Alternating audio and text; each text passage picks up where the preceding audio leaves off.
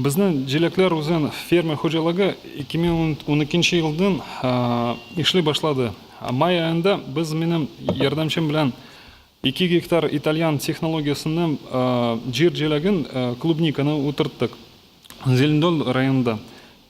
Шул елда бізді бегайбет урожай жейдік. И шул окчага 13 жылда уже 5 гектарға орттық шул это майданымыздың. Вот, желяк унышынан жейган вақытта Ватаным Татарстан газетінісінен Лилия исімлі корреспондент бізге келген еді. Біз анын білән яқшы ғына язмай ішледік. Аңгемебіз ақырында желяк үстіру тармағында бойынша шақты ғына идеяларым болу турында һәм Татарстан Республикасының Абыл хожалығының министрі Марат Готов ұлы Ахметов білән бүлешесім келе турында языны өтеген едім. 3 күннен соң Марат Готов ұлы бізге келген еді. Біз министр білән көзге көз ұшырашып, республикада желяк үстіру тармағында қағышлы мәсулар бойынша сөйлештік. Менің үшін Татарстанның Абыл хожалығы министрі өз ішінен ұстасы ғұрна кіші болып тұра. Менің қарашқа бұл Россиядағы ең яқшы Абыл хожалығы министрлігі. Рахмет сізге, Марат Готович. 2014 жылда біздің хожалығымызда Татарстан президент Рустам Нургалиевич Миннихановды танышты. Аның келеусінің нәтижесі болып республикабызда желяк үстіру тармағында түгіл план болдыру болды. Бүгінгі күнді 50-дан артық желяк үстіру хожалықлары ішлі аларда дүния күлім тәжірибе қолданылып, жер желягі, кура желягі, қарлыған, қара бірлігін, ежевика ең яқшы сортлары үстірілі. Айлығы тармақны ішлетіп жібару үшін 450 мен ақша сумнан артық ақша керітілді шул отраслыға. Желяк кластерындағы һәм фермер түбендегі ташламалар һәм субсидиялар алу мүмкіншілігі 70% су білән тамын итуге 40% техникаға шулай үсінтілерге отырту һәм көп еллық үсінтілерін қарау үшін махсус федерал субсидияларда қаралған. Россияда желяк үстіру тармағы 2004 жылда яна күчлер білән башланып кетті. Бұл хал санкциялар күртілу сәбәплері валюта бәясы артуы һәм сұрауға бәйлі дефицит бараққа келу нәтижесін болды. Бүгінгі күнде желяк үшкірту шіркетлерді чілтері яқшы сыйфатлы продукт ва күлләміне қытлық кечері 2017 жылда көпләк сату олып алушылар 1 тоннаға бақша желягі клубникаға 210 мен 600 мен сумгача оптовый бәялар болған. Кура желягі қара бірліген, бақша желяген пленкалы туннеллерді ұстыру табышы һәм матты яқтан арзанға түші. Әлігі сол білән ұстырылған вақытта вегетация сроғы арта, үсінтілерге қарау суы һәм башқа хавафларда зиян кіру көрсеткішілері кеймей. Татарстанда 1 гектардан тотырақлы рәвішті бақша желягі шул клубникадан 45 тоннагача, кура желягі 35 тоннагача, қара бірліген шул ежевика 25 тоннагача жиып алына. Республикада желяк жемеш тұрмаған үстіру үшін яқшы шартлар тудырылған һәм өзінің нәтижесін бірі. Мысал үшін 12 жылда елігі тармақта 2 гектар жер ішкертілісі, 2017 жылда жер майданлары 450 гектарға кадар жетті. Желяк культурасына әрқайсы да сатып алушылар трофаннан сұрау һәм қызықсуынан тудыра. Мысал үшін қара-қарлыған ұстыру таласына білу механикалаштырылған.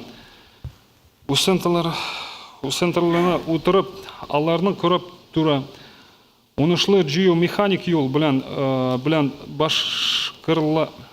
башкарыла. Уныш бу очракта 1 гектардан 14 тоннагача җитә. Плантацияларны үстерүне утырткач та 2нче елда җимеш бирә башлыйлар. Әлеге карлыдан унышны 15 ел буе җыярга мөмкин. Карлыган курткычлар зыяны ва булу нәтиҗәсе аны карата минимал эшкәртү кулланыла. Шунлыктан үзәр уныш экологик яктан чиста була. 100 гектар майданны утыртып, әлеге кырны эшкәртү һәм уныш җыю минималь кеше хезмәттән кулланылган гыйбарәт. Бүгенге көндә Әлмәт районында 97 гектар майданында тамчылы су сүбе технологиясына кулланып карлыган үстерелә. Әлеге җирдә комбайн белән җыеп алы мөмкинчелеге булган иртә һәм илгәре турган сортлары утыртылган. Комбайн куллануы унышның 97% җыеп аларга мөмкинчелеге бирә. Шулай ук бүгенге көндә безнең компаниябыз 1 миллион карлыган һәм 500 мең каракыр җиләге үсентеләрне үстерү өчен махсус цехлар, миристемный лабораториялар буенча эшли. Хәзерге вакытта Татарстанда югары технологиялар, плантациялар булдыру өчен бик тә уңайлы шартлар бар. Россиянең башка бар регионында да илеге тармактан җилдерүгә һәм үстерү буенча бу кадәр ярдәм күрсәтелмәй. Күптән түгел без бөтен Европаны буйлап Ирландиянең Хайгроф заводындан туннельләрдән, теплицалардан, конструкциялардан күчермәсен алдык. Әлеге конструкциялар ясау өчен иң отышлы тәкъдимне Казан теплицалар заводына бирелде. Алга таба әлеге эшлибез шул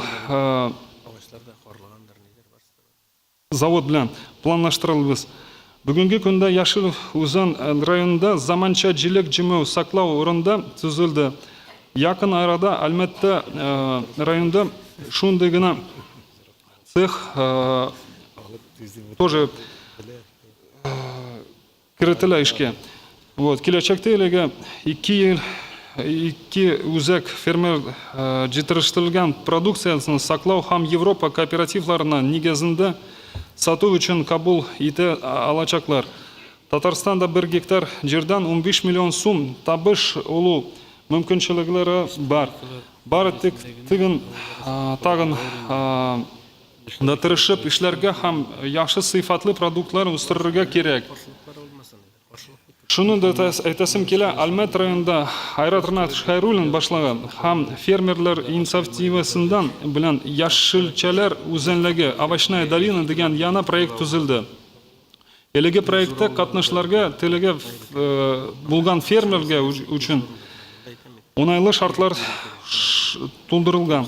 Мисал өчен фильтрланган су үткәрелгән 2 гектардан алып 40 гектарга кадәр җир майданлары үстерелгән яшелчәләр сатуда кооператив сату бүлеге ярдәме. Заманча яшелчә саклау урыннары, утырту үстерү һәм унышлы җыю өчен заманча технологиялар, җирне эшкәртү өчен махсус техникалар паркы булдырылган. Шулай ук җиләк-җимеш һәм яшелчә өчен тундыру линиялары эшли. Әлеге кооператив Европада эшләүче кооперативларның тәҗрибәсен кулланып төзелде. Шулай ук Әлмәт районында яңа технологиялар эзләү һәм барлау буенча махсус бюро төзеләчәк. Киләчәктә әлеге эшчәнлек нәтиҗәсе чимал экономик Әлеге проект яңа технологиялар табып, аларны инвесторларга тәкъдим итеп, районларга, җирләргә гамәлгә ашырылачак дигән максатта буручылар белән уйланылган. Якын киләчәктә без Татарстанны, Россияны, Голландияны айландырырга теләбез. Чөнки безнең халык талантлы һәм эшчән халык. Рәхмәт сезгә бик зур. Рәхмәт.